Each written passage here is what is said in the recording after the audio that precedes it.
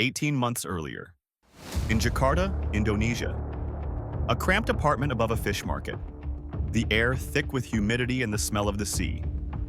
Inside, a man sits at a laptop surrounded by stacks of geological reports. His name is David Chen, 42 years old. Former petroleum geologist, former ExxonMobil employee, former everything. David's hands move across the keyboard. He's building something, not an oil field, a lie. 3 years before this moment, David had a career, a reputation. He identified oil reserves for one of the largest energy companies on the planet. Then he got greedy. He falsified a survey report in West Texas, inflated the numbers to secure a bigger contract. ExxonMobil found out. They fired him, blacklisted him, destroyed him. Now he's decided to destroy someone else. David doesn't just understand oil, he understands men like Richard Brennan. On his screen, a dossier, YouTube interviews, Richard's autobiography. David has studied this man like a doctoral thesis. He knows Richard's patterns, his weaknesses, his ego. Richard Brennan doesn't invest in oil fields. He conquers them. He moves fast, talks loud, loves being first, hates being second. His competitors call him reckless. His shareholders call him visionary. David calls him the perfect mark. The plan is simple, at least in theory. Step 1.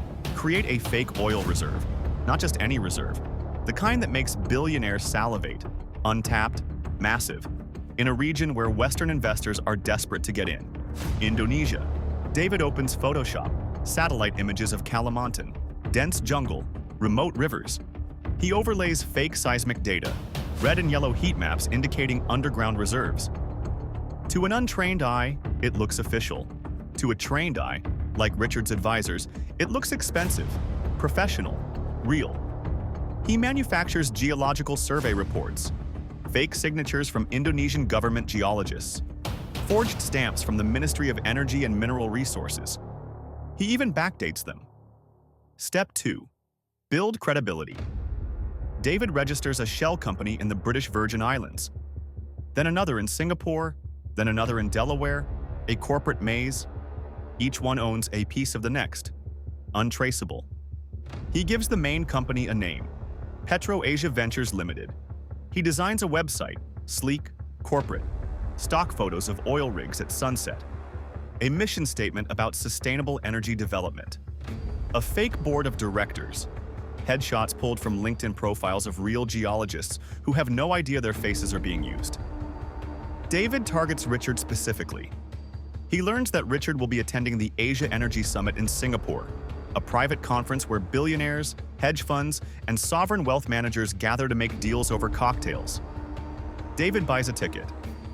$15,000 he doesn't have. He borrows it. This is an investment. He prints business cards, rents a tailored suit, rehearses his pitch in the mirror until every word sounds natural.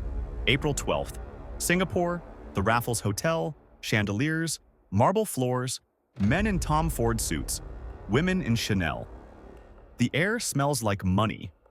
David walks through the crowd, calm, confident. He's memorized the guest list. He knows Richard Brennan is here.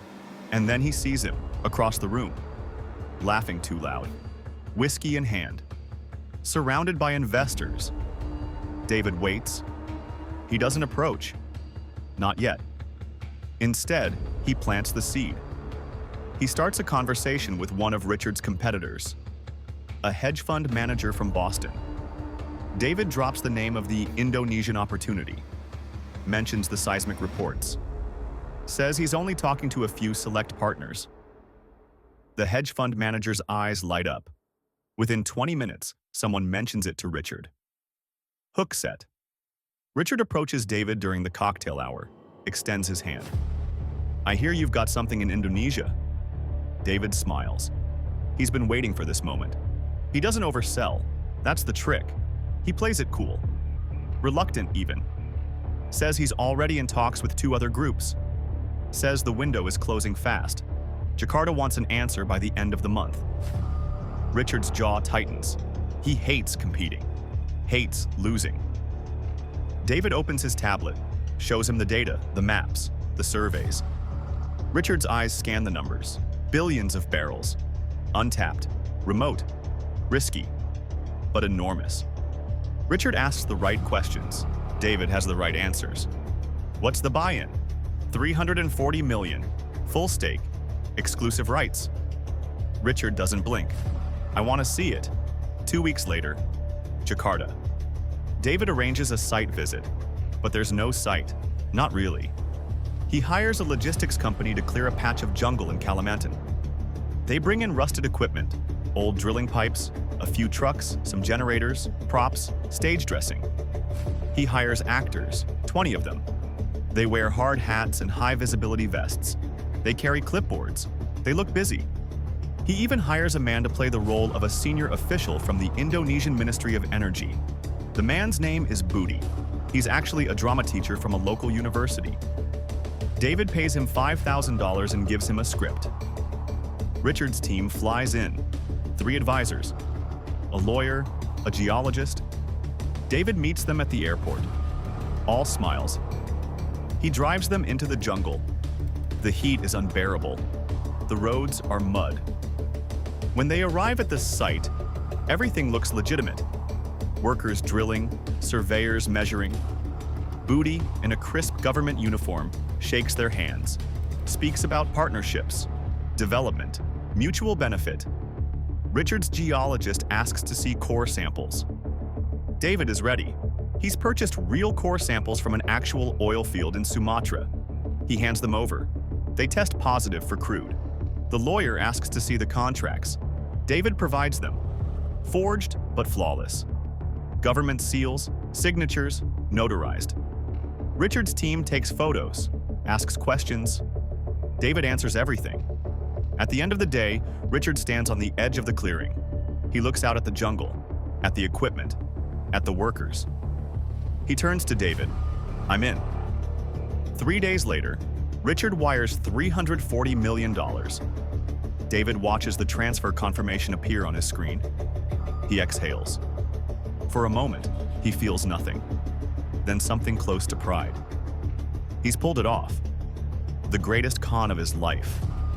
But Richard Brennan isn't stupid. He's just arrogant. And arrogance, David knows, is a slower poison than stupidity. It takes time to kill. But when it does, it takes everything.